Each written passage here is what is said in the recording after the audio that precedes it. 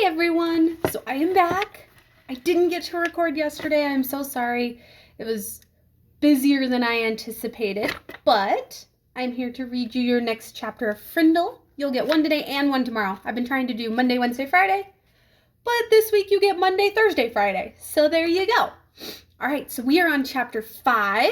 Remember in the last chapter, Nick was working on his report for Mrs. Granger on how words were created, like the words in the dictionary, where they came from. And then he had this brilliant idea that he didn't share with us. So we are going to go ahead and read chapter 5 with his report. By lunchtime the next day, Nick had a bad feeling in the pit of his stomach. 7th period was coming. He was going to have to stand up in front of Mrs. Granger's class. The eyes of everyone in the class would be glued to his face, and Mrs. Granger's eyes would be cranked up to maximum punch power. He looked over his notes again and again. The first English dictionary, the growth of the English language, William Shakespeare, words from French and German, new words, old words, new inventions, Anglo-Saxon words, Latin and Greek roots, American English. It all became a big jumble in his mind. And his grand plan from the night before, in the harsh fluorescent light of the school day, it seemed impossible. What is it with the clocks in school? When you're planning to go to the carnival after school, the clocks in every class practically run backwards.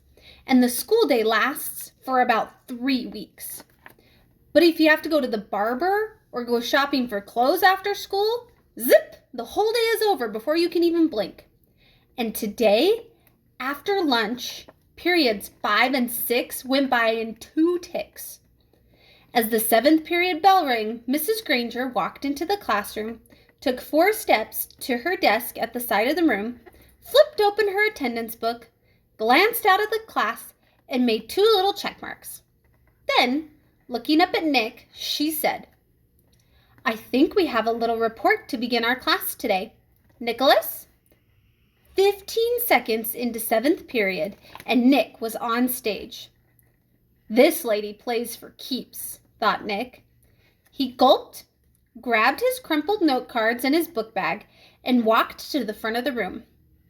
He stood next to the giant dictionary on its little table, and Mrs. Granger walked to the back of the classroom and sat primly on a tall stool next to the bookcases. She was wearing her blue uniform. Taking a deep breath, Nick began. "Well, the first thing I learned is that the first English dictionary—" Mrs. Granger interrupted. "Excuse me, Nicholas, but does your report have a title?" Nick looked blankly at her. "A title? No, I didn't make a title." "Class, please remember to include a title whenever you prepare an oral or written report. Now please go on, Nicholas." And she smiled and nodded at him. Nick began again. Looking right at Mrs. Granger, he said, "The dictionary."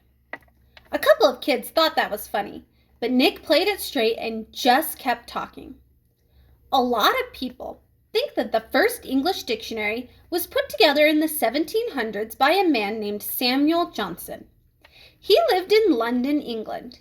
He was real smart, and he wrote a lot of books, and he wanted all the other smart people to have a good dictionary to use, so he made one. But there were other dictionaries before his. The thing that was different about Johnson's dictionary was its size, first of all. He had over 43,000 words in it." The class made a bunch of noise at this big number. Ooh, and wow, and stuff like that. And Nick lost his concentration.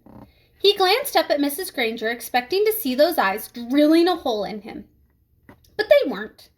They were almost friendly, in a teachery kind of way. She shushed the class and said, "Go on, Nicholas. That's a fine beginning." Nick almost smiled, but he saw all the kids staring at him, so he gripped his note cards even tighter and jumped back in. The other thing that Samuel Johnson did that was special was to choose the words he thought were most important, then give lots of examples showing how the words got used by people. For example, he showed how the word take could be used in 113 different ways. Nick's report went smoothly for 12 minutes. Nick was surprised how easy it was to stand there and talk about this stuff. At the end of the first 5 minutes, Mrs. Granger had to stop Nick again to say, "Class, it is not good manners to yawn out loud or to put your heads down on your desks when someone is giving an oral report." No one in the class cared one little bit about the report, except Mrs. Granger. Every time Nick glanced up, she was smiling, and her eyes were not the least bit icy or sharp. She was eating this stuff up, listening and nodding, and every once in a while she would say, "Very good point," or, "Yes, that's exactly right." But the next time Nick looked up, he saw Mrs. Granger sneaking a look at her watch. 18 minutes gone. Maybe his idea was going to work after all. Time for phase 2. Reaching into his book bag, Nick pulled out the red dictionary he had brought from home, the one most of the kids had, the one Mrs. Granger said they should use. Nick said, "This is the dictionary that I use at home for my vocabulary work. And I opened it up last night to the very front, and right there I found out a lot about how the dictionary was made, right in this book. So I thought some of the ideas would be good as part of my report. It says here, Nicholas." Nick looked up. Mrs. Granger got off her tall stool, and its wooden legs made a screech on the linoleum. Heads snapped to attention, and the class was alert again. Mrs. Granger smiled, raised her eyebrows, and pointed at her watch. "Nicholas, I think the class should read that at home themselves. Now," John's hand went up in the air, and at Mrs. Granger's nod, he said, "But I don't have that dictionary at home, Mrs. Granger. I have the blue one." And several other kids immediately said, "Me too, me too." Mrs. Granger tried not to show that she was annoyed.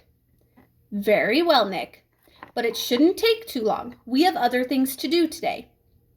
Nick kept his eyes open wide and nodded, adjusted his glasses on his nose, and began to read.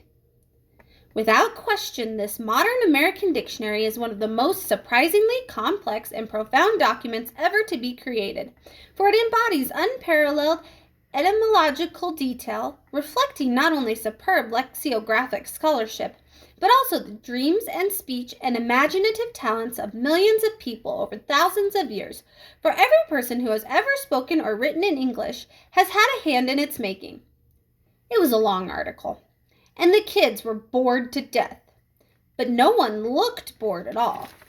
Every kid in the room knew now that the period was more than half over, and that Nick's report wasn't just a report, it was one of the greatest time wasters he had ever invented. Mrs. Granger knew it too. She had edged around from the back of the room to the side near the windows. Nick glanced up at her now and then as he read, and each time Mrs. Granger's eyes clicked up to a new power level. After 8 minutes of Nick's best non-stop reading, her eyes were practically burning holes in the chalkboard behind him. There were only 10 minutes left in 7th period. When he took a breath to start a new paragraph, Mrs. Granger cut him off. "That's a fine place to stop, Nicholas. Class, let's all give him a round of applause for his report." The applause didn't last long. As Nick took his book bag and notes and sat down, Mrs. Granger's eyes went back to almost normal, and she actually smiled at him. "Although your report was a little long," she paused to let that sink in, "it was quite a good one. And isn't it fascinating that English has more different words than any other language used anywhere around the world?" She pointed at her large dictionary. "That one book contains the definition of more than 450,000 words. Now, wasn't I right, Nicholas? All this will mean so much more since you learned about it on your own." Mrs. Granger was beaming at him. Nick sank lower in his chair. This was worse than writing the report, worse than standing up to give it.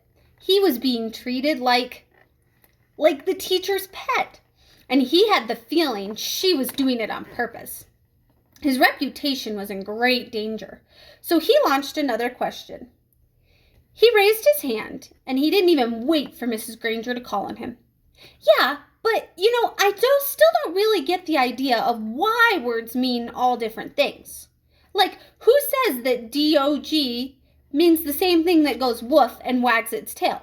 Who says so? And Mrs. Granger took the bait. Who says dog means dog? You do, Nicholas. You and I and everyone in this class and this school and this town and this state and this country. We all agree. If we lived in France, we would all agree that the right word for that hairy, four-legged creature was a different word. Chien. It sounds like she-en, but it means what D-O-G means to you and me. And in Germany, they say Hund, and so on all around the globe. But if all of us in this room decided to call that creature something else, and if everyone else did too, then that's what it would be called. And one day it would be written in the dictionary that way.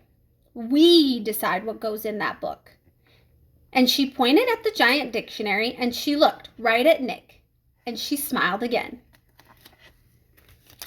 There's a picture of dogs.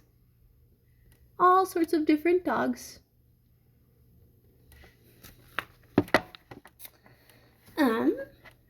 Then Mrs. Granger went on. But of course, that dictionary was worked on by hundreds of very smart people for many years. So as far as we are concerned, that dictionary is the law. Laws can change, of course, but only if they need to. There may be new words that need to be made, but the ones in that book have been put there for good reason. Mrs. Granger took a look at the clock. 8 minutes left. Now then, for today, you were to have done the exercises beginning on page 12 in your Words Alive book. Please get out your papers. Sarah, will you read the first sentence, identify the mistake, and then tell us how you corrected it? Mrs. Granger jammed the whole day's work into the last 8 minutes. A blur of verbs and nouns and prepositions, and yes, there was another homework assignment. And Nick didn't try to sidetrack Mrs. G again. He had slowed her down a little, but had he stopped her? No way. She was unstoppable, at least for today. All right, guys, I hope you enjoyed. You'll get the next chapter tomorrow.